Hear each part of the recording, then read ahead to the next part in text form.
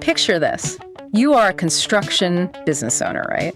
And you just had like the absolute perfect client meeting. Oh, the ones that just feel completely in the bag from the start. Exactly. I mean, you knocked it out of the park. You walked through their home. They loved your design ideas. They laughed at your jokes. You really connected with them on a personal level. Yeah, you drive away from their house thinking, oh yeah, this one is entirely in the bag. They're definitely going with us. It is the best feeling in the world. It really is.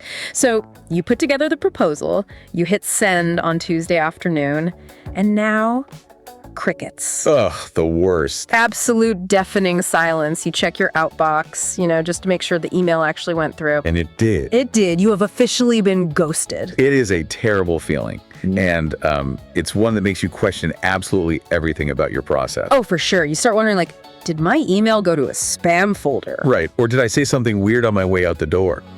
Or did they suddenly lose their jobs? Yeah, it feels incredibly personal, like a direct rejection of your expertise. It does feel that way. It feels like they're saying your work just isn't good enough. But here's the thing, and this is the core mission for our deep dive today. We are going to uncover the actual mystery of why clients ghost after receiving proposals. Because it is a mystery for so many contractors. It really is.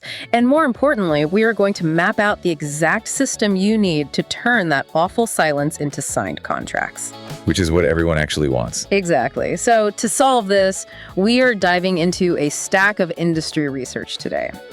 Okay, let's unpack this because while being ghosted feels deeply personal, the reality is that it is an entirely predictable psychological reaction. It is entirely predictable. Yeah. And to put the scale of this into perspective, we need to completely reframe how we look at this problem. How so? Well, according to Smart Business Automator's Market Intelligence report, the average contractor loses 40 to 60% of proposals to ghosting. Wait, 40 to 60%? Yeah. Not to outright rejection, mind you. Yeah. Not to a client calling up and saying, no, thank you. We decided to go with someone cheaper. Just to ghosting. Yes, just fading away into nothingness. Wow. Let's just pause on that number for a second. Up to 60%. It's massive. It is. That means potentially more than half of your prospective revenue isn't actively rejecting you. They're just freezing up. Exactly. They just freeze. So if we know that the majority of these proposals are lost to silence, we really need to look at the immediate psychological mechanism taking place the second a client opens that document. Right. What is actually happening in their brain in that exact moment? Exactly. So what is the trigger? Well, the very first trigger, and arguably the most common one, is sticker shock. Ah, sticker shock. But it's not just about the number itself. It really comes down to a massive unaddressed gap between expectation and reality. Right. It's they had this magic number of $40,000 in their head for a full home remodel. Based on absolutely nothing. Exactly. Based on hope, a conversation with a neighbor from 5 years ago and maybe a few reality TV shows. Yep, the HGTV effect. Yes. And then they open your proposal and the reality is $85,000. And you would think the logical thing to do would be to pick up the phone and say, wow, we had no idea it would cost that much. We really can't afford this right now. But they don't do that. They never do that because human beings are wired to avoid social discomfort. Oh, that makes so much sense. Admitting you can't afford something carries a deep sense of embarrassment or, shame for a lot of people. Nobody wants to say they don't have the money. Exactly. Yeah. It is so much easier for them to simply avoid the confrontation, close the email, and ignore you, just hoping you go away. It makes me think of going to a really high-end restaurant, where the menu doesn't have any prices listed. Oh, I hate those places. Right. The waiter is describing these incredible dishes, and you just keep nodding and saying, yes, add the truffles, bring the imported wine, because it all sounds amazing. And you just let your imagination run wild. Yeah. But then the leather checkbook arrives at the end of the night, and you go into a cold sweat because you didn't realize you just ordered a $1,000 dinner. You feel foolish. You do. And in the construction world, we are basically letting clients order the truffles without telling them the price, and then wondering why they sneak out the back door. That is a phenomenal analogy. You let them fall in love with a scope of work they could never afford in the first place. So how do we fix it? Well, the mechanism to fix this has to be deployed long before the proposal is ever written. Like during the initial walkthrough. Exactly. You have to force a discussion about budget ranges before you do any estimating whatsoever. Okay, but let me push back on that a bit. Because talking about money up front feels incredibly awkward. It does for a lot of people. How do you do that without sounding like you are interrogating them? You have to frame it correctly. And more importantly, if I say to a client, most projects like this run between $55,000 and $75,000. What if they actually had $100,000 to spend? You think you're leaving money on the table. Right. Didn't I just anchor myself low and leave 25 grand on the table? That is a very common fear, but you are confusing an anchor with a qualification threshold. Okay, explain the difference. You aren't giving them a final price. You are establishing the floor of reality to see if they even belong in the room. Ah, see. You use very specific normalizing phrasing during that initial walkthrough. You say, based on what you were showing me, most projects of this caliber run between $55,000 and $75,000 depending on the final finishes. Okay, that sounds reasonable. And then you ask, does that align with what you have budgeted? Does that align? That is a great phrase. It works so well. It's not demanding their bank statements. It's just, checking the compass. Precisely. And if they actually have $100,000, they will usually say, oh, that's fine. We have a bit more room than that if we want to go high end. They'll tell you they have more. But if they flinch at your range, if their eyes go wide and they panic, admitting they only plan to spend $30,000, then you know right away. congratulations, you just saved yourself 15 hours of drawing up a detailed estimate that was never going to get signed. You address the sticker shock before the sticker even exists. Exactly. That makes a lot of sense. You are filtering out the people who are in the wrong restaurant before they even sit down. Perfect way to put it.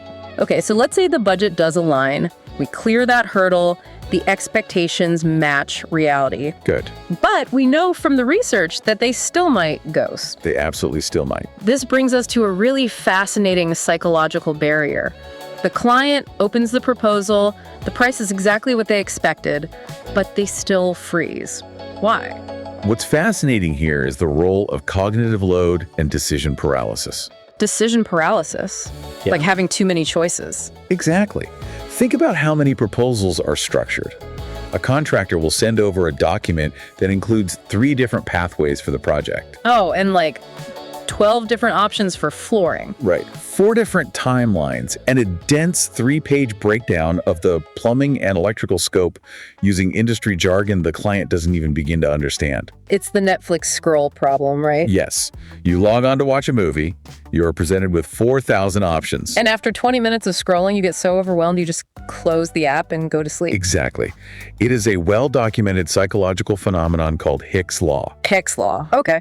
It states that the time and effort it takes to make a decision increases with the number and complexity of choices. That makes total sense. When a client is presented with information that requires a high cognitive load to decipher, like trying to understand the difference between R values and insulation, their brain essentially short circuits. They aren't contractors. They don't know what that means. Right. It burns too much glucose trying to process the data. Faced with overwhelming complexity, the human brain defaults to the path of least resistance. And the path of least resistance is doing absolutely nothing. You guessed it. They just put it in the I'll think about this weekend mental pile. Which inevitably becomes the never pile. Right.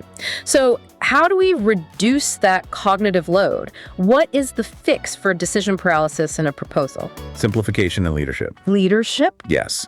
You need to offer one clear recommendation with one price. Remember, you are the expert.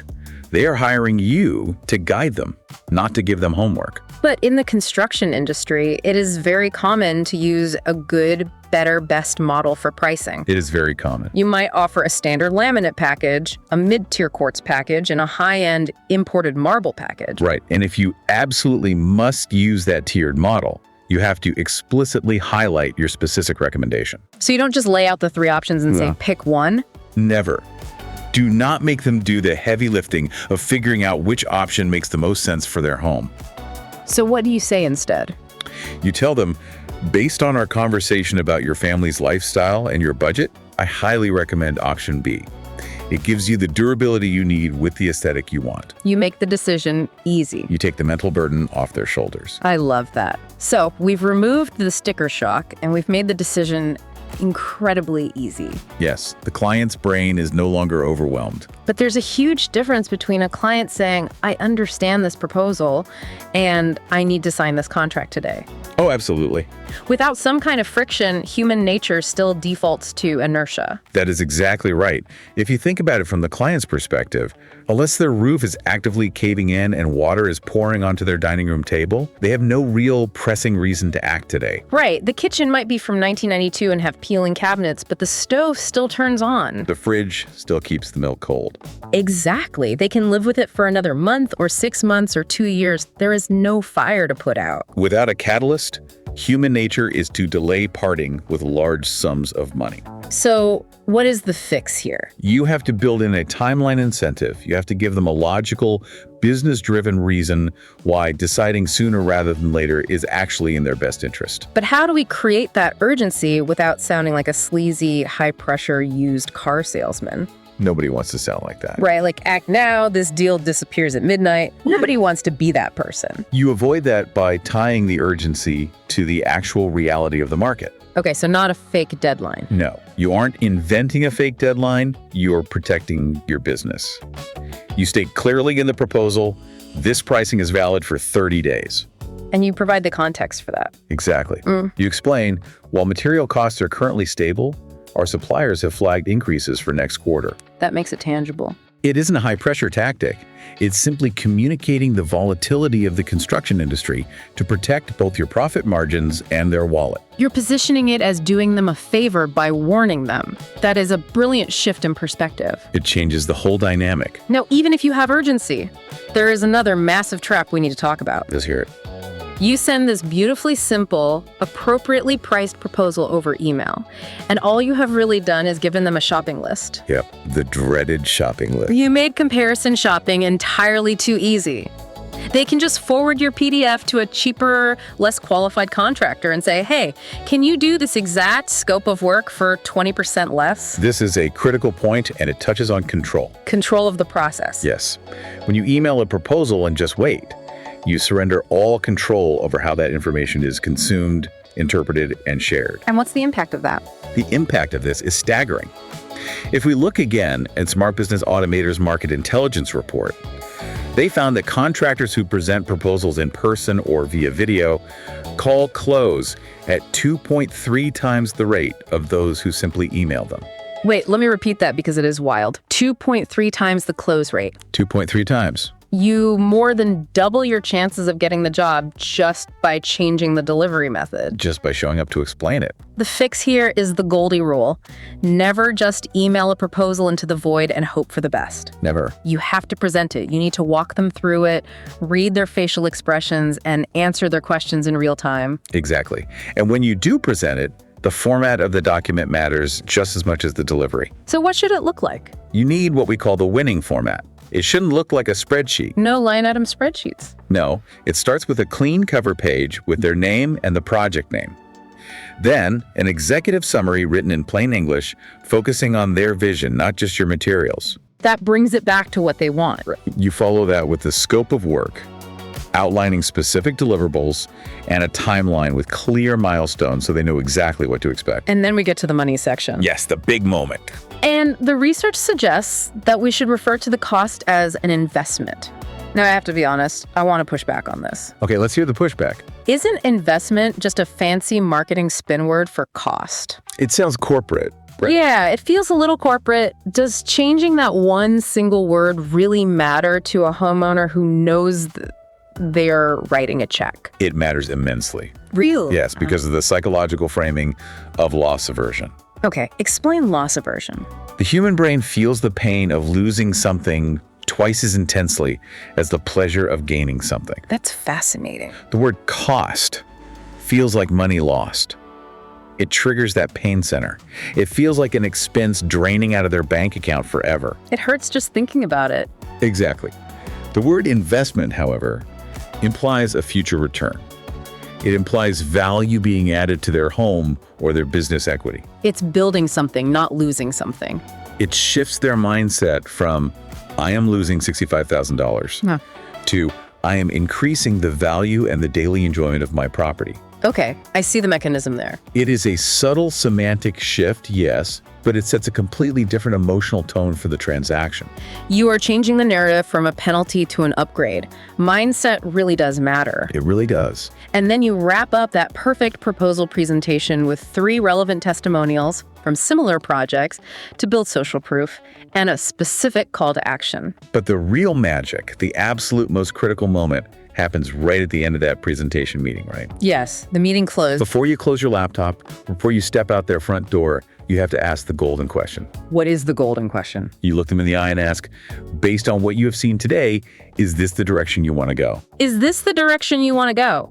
I like that. It's very direct, but it doesn't feel aggressive. It feels collaborative. Yeah, it really does. That is the beauty of it.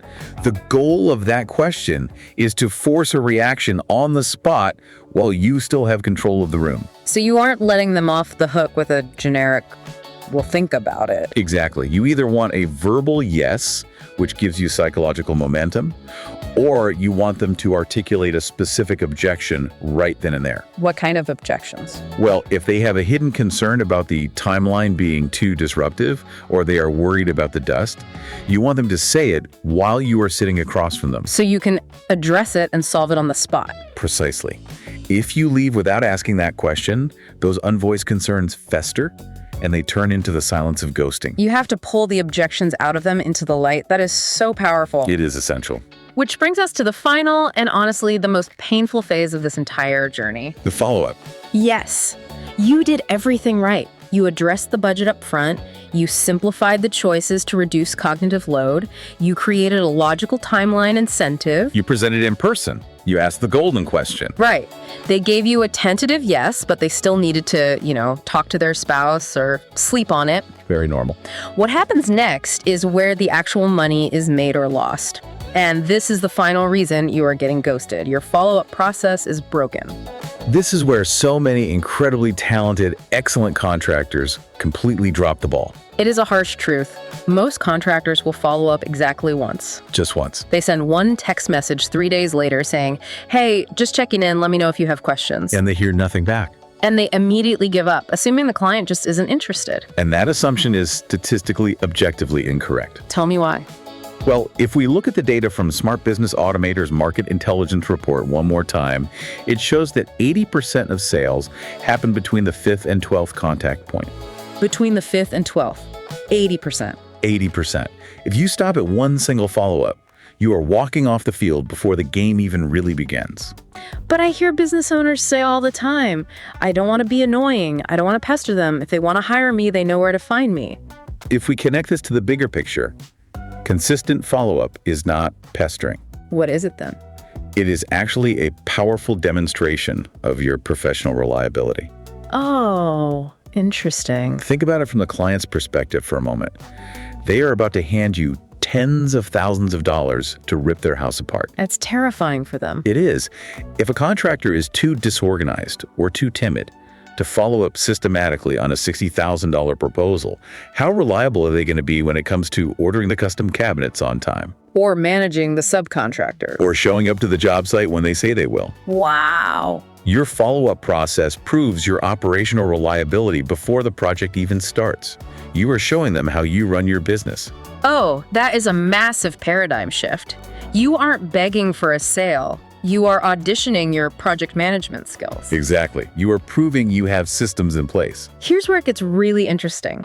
You don't just follow up randomly whenever you remember. No, you need a plan. There is an exact psychologically designed sequence you should be using.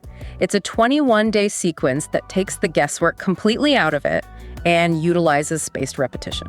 Let's break down the mechanics of it. Okay, let's do it. Day 1 is the day you present the proposal in person or on video. Right. Then on day 3, you send a quick text or a phone call. Just a quick touch point. Yeah, the psychology here is just keeping the momentum going. You are catching them while the excitement of the presentation is still fresh in their mind, seeing if any immediate questions popped up after they slept on it. But day 7 is where the real strategy pivots, right? Yes, day 7 is crucial. On day 7, you send an email, but you are not asking for the sale. You provide value. Provide value, exactly. You send a relevant tip, a short article, or a guide. For example, if it's a kitchen remodel, you don't send a brochure about your company. Yeah. You send a one-pager titled, How to Survive a Kitchen Remodel with Kids and Pets. Why does that specific shift work so well? Because of the principle of reciprocity. Reciprocity. Yes. By giving them something genuinely helpful with zero strings attached, you trigger a subconscious desire for them to engage with you. Oh, because you did something nice for them. Exactly. More importantly, it shifts your identity in their brain. You go from being a vendor trying to extract money from them to a trusted advisor who is proactively looking out for their well-being. It builds immense trust. It does. You are proving you understand their actual life, not just their drywall. I love it. Yeah. Then we hit day 14. 14 is a phone call. Right. It's been 2 weeks. This is a real human connection, checking to see where their head is at after sitting with the numbers and the reality of the project. And finally, day 21. The final structured check-in. This is where you remind them of that timeline incentive we built in earlier. You casually note that the 30-day pricing window is closing soon due to the upcoming material cost increases. So it brings that urgency back to the forefront of their mind without you having to be aggressive. Exactly. So that sequence, day 1, 3, 7, 14, 21, covers your bases, adds value, and builds urgency without ever being overbearing. It's a perfect system. But what about the ones that still slip through? The proposals that have been sitting dead in your CRM pipeline for a month, 2 months, or even 6 months? The lost causes. Right. Do we just write those off entirely? Absolutely not. For those, we use what we call the reactivation play. The reactivation play. I like the sound of that. It's a final rescue tactic for proposals that have been dead for 30 days or more. And it is remarkably simple. What do you do? You send a very brief, low-pressure text message. It goes exactly like this. Hi, name. I know timing was not right before. Just wanted to check if anything has changed on your end. No pressure either way. No pressure either way? That feels so disarming. It is incredibly disarming. Why does that specific phrase unlock people who have been ignoring you for months? Because it completely removes the psychological barrier of the interaction. How so? I remember earlier we talked about the shame and embarrassment of sticker shock or the guilt of just getting too busy and ignoring someone. Yeah, they avoid you to avoid the bad feeling. Exactly. By saying no pressure either way, you are giving them an emotional out. You are giving them permission to say no or to admit they got overwhelmed without feeling guilty or defensive. It lowers the stakes to 0. It does. And the results are wild. Sending this simple text alone reliably recovers 15 to 20% of completely dead deals. Just by sending a 2-sentence text message, you can resurrect a $50,000 project. Yes. That is incredible. So what does this all mean for you listening right now? Let's summarize it. The biggest takeaway from all of this research in psychology is that ghosting is not a reflection of your worth as a professional. It really isn't. It is not a critique of your craftsmanship. It is simply a reflection of gaps in your sales process. Spot on. By addressing the budget early to remove sticker shock, simplifying their choices to prevent cognitive overload, refusing to email proposals in a vacuum, and following up systematically to prove your reliability, you take complete control of the timeline. You stop waiting around for the client to dictate the pace of your business. Exactly. And this raises an important question and a final provocative thought I want to leave you with today to mull over. Let's hear it. If you implement this system, if your follow-up process becomes this dialed in and reliable, it actually changes the entire financial model of your business. How does it change the model? Consider this. Contractors who follow up consistently and systematically don't just win more jobs, they win them at higher margins. Oh, because they build that trust. Yes. When you prove your operational excellence before the contract is even signed, you are no longer competing on price.